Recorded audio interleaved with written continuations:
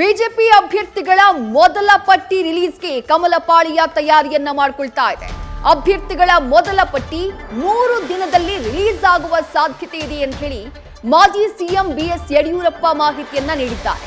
ಇದರ ಜೊತೆಗೆ ಶೋಭಾ ಕರಂದ್ಲಾಜೆ ಅವರ ಟಿಕೆಟ್ ಬಗ್ಗೆ ಅವರು ಮಾತನಾಡಿದ್ದಾರೆ. ಈ ಬಾರಿ ಶೋಭಾ ಕರಂದ್ಲಾಜೆ ಹೆಚ್ಚಿನ ಅಂತರದಲ್ಲಿ ಗೆಲ್ತಾರೆ, ಅದರಲ್ಲಿ ಯಾವುದೇ ಅನುಮಾನ ಬೇಡ ಅಂತ ಹೇಳಿ ಬಿಎಸ್ ಯಡಿಯೂರಪ್ಪ ಹೇಳಿದ್ದಾರೆ. ಆ ಮೂಲಕ ಶೋಭಾ ಕರಂದ್ಲಾಜೆ ಅವರಿಗೆ ಈ ಬಾರಿ ಟಿಕೆಟ್ ಸಿಗೋದಿಲ್ಲ ಅನ್ನುವಂತಹ ಚರ್ಚೆಗಳೇನಾಗ್ತಾ ಇತ್ತು, ಶೋಭಾ ಕರಂದ್ಲಾಜೆ ಅವರ ವಿರುದ್ಧ ಗೋ ಬ್ಯಾಕ್ ಅಭಿಯಾನ ಏನಾಗ್ತಾ ಇತ್ತು, ಅದೆಲ್ಲದಕ್ಕೂ ಕೂಡ ಒಂದು ಸ್ಪಷ್ಟನೆಯನ್ನ ಕೊಟ್ಟು ಶೋಭಾ ಕರಂದ್ಲಾಜೆ ಅವರಿಗೆ ರಿಲೀಫ್ ಅನ್ನ ಕೊಡುವಂತಹ ಕೆಲಸವನ್ನ ಮಾಡಿದ್ದಾರೆ ಮಾಜಿ ಸಿಎಂ ಬಿಎಸ್ ಯಡಿಯೂರಪ್ಪ.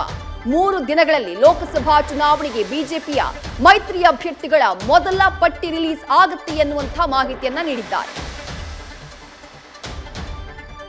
ಅವರು ಹೋದ ಸಾರಿ 3.5 ಲಕ್ಷಕ್ಕಿಂತ ಹೆಚ್ಚಿನ ಅಂತರದಲ್ಲಿ ಗೆದ್ದಿದ್ದರು. ಈ ಬಾರಿನೂ ಸಹ ಅದೇ ಅಂತರಕ್ಕಿಂತ ಅದು ಇನ್ನೂ ಹೆಚ್ಚಿನ ಅಂತರದಲ್ಲಿ ಗೆಲ್ತಾರೆ, ಯಾವುದೇ ಅನುಮಾನ ಬೇಡ. ಈ ಬಾರಿ ಮೋದಿಯವರ ಒಂದು ಕಾರಣಕ್ಕಾಗಿ ಇಡೀ ದೇಶದಲ್ಲಿ ಮತ್ತು ಇಡೀ ನಮ್ಮ ರಾಜ್ಯದಲ್ಲಿ ಬಿ ಜೆ ಪಿ ಪರವಾದಂಥ ವಾತಾವರಣ ಇದೆ.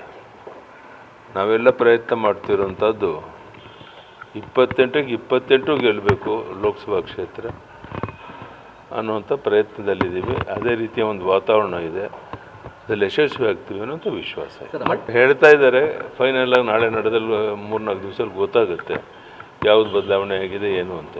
ಮೊದಲನೇ ಪಟ್ಟಿಯಿಂದ 3 ದಿವಸದಲ್ಲಿ ಬಿಡುಗಡೆ ಆಗುತ್ತೆ ಸರ್, ಆಗ್ಬೋದು ಅಂತ ಅನ್ಕೊಂಡಿದ್ದೇನೆ. ಶೋಭಾ ಕರಂದ್ಲಾಜೆ ಅವರ ವಿರುದ್ಧ ಅಭಿಯಾನ ನಡೀತಾ ಇದೆ. ವ್ಯವಸ್ಥಿತವಾದಂಥ ಒಂದು ಶಟ್ ನಂತರ ಪಿತೂರಿ ಇದು ಯಾರು ಮಾಡಿಸ್ತಾ ಇದ್ದಾರೆ ಅಂತ ಎಲ್ರಿಗೂ ಗೊತ್ತಿರುವಂಥದ್ದು. ಯಾವುದಕ್ಕೂ ಅವರೇನು ಧೃತಿಗಿಡಕ್ಕೆ ಹೋಗೋದಿಲ್ಲ. ಕೇಂದ್ರದ ಸಚಿವೆಯಾಗಿ ಭಾಳ ಒಳ್ಳೆ ಕೆಲಸ ಮಾಡಿದ್ದಾರೆ ಅನ್ನುವಂಥದ್ದು ಎಲ್ರಿಗೂ ಗೊತ್ತಿರುವಂಥ ಸಂಗತಿ. ಅದಕ್ಕೆ ನಾನು ಪ್ರಾರಂಭದಲ್ಲಿ ಹೇಳಿದಂಥದ್ದು ಓದ್ಸರಿಗಿಂತ ಹೆಚ್ಚಿನ ಅಂತರದಲ್ಲಿ ಈ ಬಾರಿ ಚುನಾವಣೆಯಲ್ಲಿ ಗೆಲ್ತಾರೆ. ಮಂಡ್ಯ ಸುಮಲತಾ ಅವರಿಗೆ ಇವತ್ತೊಂದು ಸಭೆ ಕೂಡ ನಡೆಸ್ತಿದ್ದಾರೆ, ಅವ್ರ ಜೊತೆ ಅಲ್ಲ, ಇನ್ನೂ ಏನು ಚರ್ಚೆ ಆಗಿಲ್ಲಪ್ಪ, ನನಗೆ ಮಾಹಿತಿ ಇಲ್ಲ. ಗೊತ್ತಾಗುತ್ತೆ, ಇವತ್ತು ನಾಳೆಲ್ಲ ಗೊತ್ತಾಗುತ್ತೆ.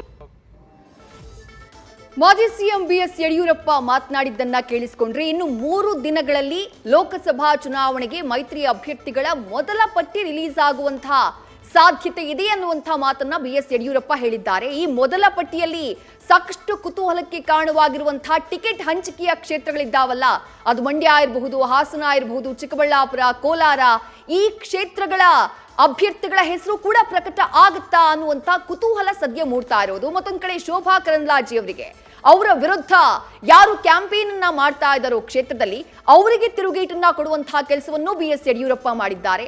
ಕಳೆದ ಬಾರಿ ಅತಿ ಹೆಚ್ಚು ಮತಗಳ ಅಂತರದಿಂದ ಶೋಭಾ ಕರಂದ್ಲಾಜೆ ಚಿಕ್ಕಮಗಳೂರು ಲೋಕಸಭಾ ಕ್ಷೇತ್ರದಲ್ಲಿ ಗೆದ್ದು ಬೀಗಿದ್ರು. ಈ ಬಾರಿಯೂ ಕೂಡ ಹಾಗೆಯೇ ಗೆದ್ದು ಬೀಗ್ತಾರೆ ಅಂತ ಹೇಳೋ ಮೂಲಕ ಶೋಭಾ ಕರಂದ್ಲಾಜೆ ಅವರಿಗೆ ಈ ಲೋಕಸಭಾ ಚುನಾವಣೆಯಲ್ಲಿ ಟಿಕೆಟ್ ಪಕ್ಕಾ ಅನ್ನುವಂತಹ ಸಂದೇಶವನ್ನ ಮಾಜಿ ಸಿಎಂ ಬಿಎಸ್ ಯಡಿಯೂರಪ್ಪ ನೀಡಿದ್ದಾರೆ.